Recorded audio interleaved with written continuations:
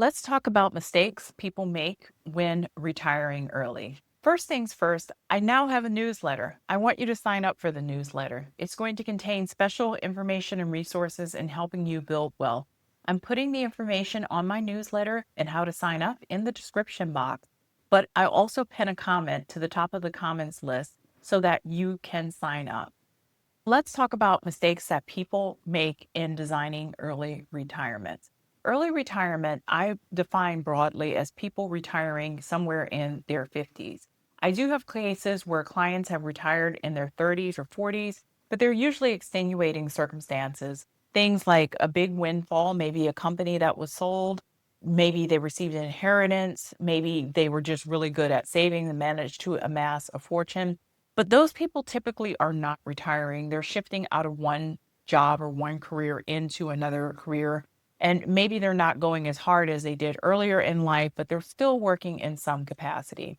When I encounter clients in their 50s or 60s, they really are retiring. They're done when they are working. And occasionally I do get people who are relatively young in their early 50s or mid 50s who have what it takes to retire. Many of them work in public service. Maybe they're police officers, firefighters, teachers, and they've put in their 30 years and they have a pension that they can rely on. And that is the backbone of their retirement. Some people just started saving and investing when they were really young and just went straight through for 35 years. And now they have enough resource to retire. Other people receive an inheritance or have a sudden windfall that basically reshifts the way that they think about money in their career. And they've just decided at age 55, enough is enough. And they are ready to move on to another phase in life where they do not have to work if they don't want to continue working. There's some mistakes that I see people make, and I think it's important to review many of those mistakes to make sure you're not making those mistakes and planning for an early retirement. So, first mistake is listening to social media. There's a lot of excellent content creators out here in YouTube and other social media spaces. And in particular, there are content creators who retire early on $500,000. I think they are worth watching. I think they provide a lot of good content. But to contextualize it, it's very difficult to pull off. And sometimes there's not full transparency in all the different income sources that this person may have. The person is a YouTube content creator, so they're receiving something from YouTube. They may have a pension, they may have a spouse that's still working and they can get their health insurance through their spouse. They may have other undisclosed sources of income that are not giving the full picture of what it is like to really retire on $500,000. So I always say you want to listen to social media, but you don't want to rely on it as your sole source of truth and fact in planning out an early retirement. I really think if you do want to retire early, you really should have a financial advisor involved because they're the person that will be able to give you a definitive answer whether retirement is going to be plausible for you or not at this phase in your life. So listen to social media, but don't over rely on social media in planning out an early retirement because not all information that you see is complete or even accurate. Next mistake I see people make is retiring with absolutely zero plans for what comes next.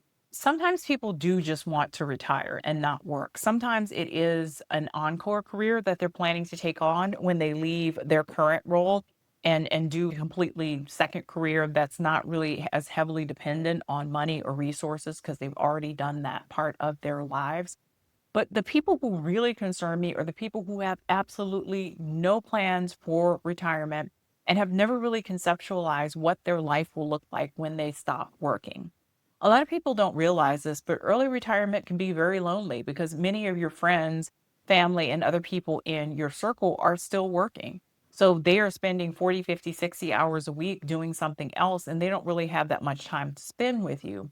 Or you really do receive a sense of community from your workplace. You've worked with these people for many years, you see them every day. To go to retire, never seeing them again, maybe a dream for some people, but for some people, they really miss the camaraderie of the workforce.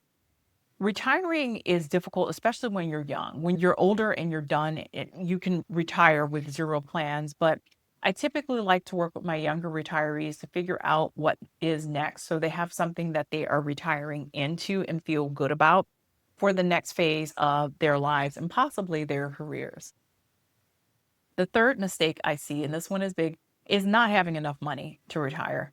Sure, a lot of people would like to retire early. And I don't think it's accurate to say that most people want to retire early. Most people want financial freedom. Most people want to be able to select the work that they take on and not be forced to get up and go to a job every day. And basically, the only hope for achieving that for many Americans is retirement. So we just call it retirement. I see people who do not have enough money, clearly do not have enough money for an early retirement, but are insisting on an early retirement. And that's always very troubling to me because I know they're going to run out of money at a very clutch moment where they probably will not be able to go out and find a job. A good example may be a client who is in their mid 50s, maybe 55, 56, or 57. They've amassed quite an amount of money, but they also spend a lot. And I could see that they're going to run out of money probably in their late 70s and early 80s. Now, the problem with that is that they're not going to be able to go out and get a job in their late 70s and early 80s. Once they leave their current profession, that's it. It would really make sense for them to work several more years and to really shore up their position for retirement, but they're adamant that they want to retire right now. Work with the financial advisor, a certified financial planner, to figure out what age you can really safely stop working and not risk running out of money. I have worked with clients who, due to financial issues, end up running out of money in their 70s or early 80s, and it is not pretty. No one wants that kind of stress or pressure at that age in their lives. And the sad thing is, often, had they just worked a few more years or things been slightly different, they probably could have made it. But now they're sitting in my office at 80 and trying to figure out how to get a job at age 80. It's not pleasant. So the next thing is not factoring in medical or dental. Your medical expenses tend to go up as you get older. Dental expenses tend to go up as you get older. And you really have to factor that all in retirement. If someone comes to tell me they're going to retire early and I ask them a question of how they're going to get their medical care until age 65 and they tell me, I don't know, that's a huge red flag. That means this person really hasn't thought this out, any of the medical implications potentially of retiring early. And we need to have some broad conversations about that. Anytime I'm doing retirement planning with people, we always factor in medical and healthcare expenses and at least have a basic conversation with how they plan to cover these expenses. So that's a big mistake I see people in retire trying to retire early is they have no clue or no plan in how to deal with medical expenses, how to get to 65 without Medicare, or how to handle issues that are going to come up later in life with vision, dental, and general health care. The next thing I've seen is retirement in a recession. I have a few clients who had the misfortune of retiring in 2008, 2009, and their portfolio just has never recovered. And it has to do with something called sequence of returns. And I've done videos on this, and there are other videos out on YouTube that explain sequence of return risk. But long story short, you basically don't want to have a catastrophic down market during the first few years of your retirement. You can go and watch the videos if you want to learn more about this risk. But I can tell you from people who retired in 2008, 2009, it is absolutely catastrophic, and you can't really make up for those years of loss early on in your retirement. Do not retire into a recession. If you meet a recessionary environment very near to retirement, it honestly makes sense just to work and just wait it out. You don't want to be taking withdrawals from your accounts when the market is down 30% and everything is unstable. It's something that basically shows effect maybe 20 years on into retirement. And there really is nothing that you or the financial advisor can do to fix it at that point. So do not retire into recession. If you are retiring early, just suck it up and work those few years until the economy and the market gets back into better standing. Next one is spending way too much in early years. It's always very alarming to me when I start working with clients and they're spending a lot of their money in their early years. And I am familiar with the retirement smile. There's high spending, go years where you're traveling, dining out, spending time with friends. Then, usually, sometimes in your mid 70s, spending drops off because you're not going it much. And then towards the end, spending picks up again because you have a lot of healthcare and long-term care costs. We call it the retirement smile. It's very alarming to me when people start spending a lot of money that they ordinarily would not spend out the gate unless we plan for it. It's catastrophic to over withdraw at the very start of retirement. It's good to set a steady pace where you take out a certain amount of money every single month and you don't overdo it. But I do have a few cases where people began spending way too much money out the gate, and we had to call them in for an appointment and rein them in. Once again, it has a long-term effect. You don't notice it immediately. You notice it 15 years into retirement. And at that point, there's just no way to fix that. The financial advisor can't do anything. The client can't do anything. The retirement has just been upended by too much early spending. Next is adhering to the 4% rule. There just came an article out saying basically the 4% rule has been amended to 4.7%.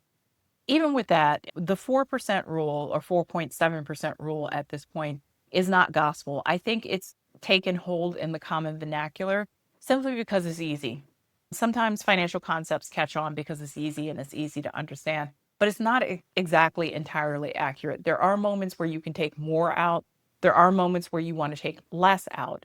I can do a whole video about that. I think I have done a video about a more dynamic way to take money out of retirement accounts. But 4% rule is now the 4.7% rule, and it is not gospel. You may be able to take out more. You may have to take out less. You should really work with a financial advisor to figure out what your optimal number is for withdrawal from your portfolio so that you don't run out of money. But you also don't want to exponentially increase your money towards the end of your life. That was a missed opportunity to spend money while you were younger and healthier. Ignoring taxes. A lot of people don't realize this until they get to the threshold of retirement, but a lot of retirement money is held into taxable accounts. And if you retire into a pretty big tax bracket, especially if you have a pension or Social Security, a lot of that money ends up in state or federal hands. Now, if you're young, there are things that we can do to feng shui it to plan for taxes or to mitigate the tax risk. But if you are 65 and at the door, or if you are 55, you're not touching your retirement accounts anyway, because you can't touch them until age 59. And I know about the rule of 55, but ignoring taxes is a huge deal in early retirement because you're often taking withdrawals. Let's say you retire at 59 and a half and can take withdrawals from a traditional IRA. You often have to deepen the withdrawal to cover taxes. So if you need 25,000, we really need to take out 32,000 because you need to make a payment to the IRS and to the state government to be able to cover the taxes on it. So it deepens the amount of money we have to take out earlier in the portfolio. And that has to be basically explained and calculated in order to account for that. Next, no estate planning documents or no sort of documentation in place. Huge mistake I see people make at age 55. If you are early retirement or considering retirement, it really is time to have a conversation with an estate planner and get all those documents in order. It's absolutely catastrophic when someone reaches retirement or near retirement and either they may have a major health event or they die and they have absolutely no documentation in place. Basically, everything goes to probate at that point. A lawyer and a judge steps in and decides who gets what. And I've seen this happen, and it's oftentimes people you don't even want the money to go to end up getting your hard-earned money. So make sure that you have estate planning taken care of and also planning in the event of incapacitation, who you want to take over your finances and make decisions for you. The next thing in early retirement is, it's odd to say this, but a big mistake I see people make is planning to work. But they're planning to work in a position that will not reasonably earn them money. And they're planning on that money in order to make ends meet. A good example, I have a client who worked in real estate for many years, and she was going to retire, but she was going to work as an artist. Working as an artist is really hard. And I do have some artists in my book of business who make their living through art.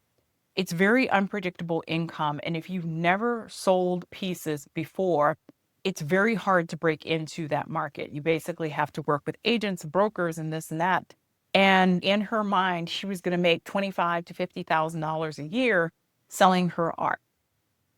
And I had to tell her that's probably not going to happen. Most artists don't make any money, or they don't start out the gate making $25,000 to $50,000 in selling their art.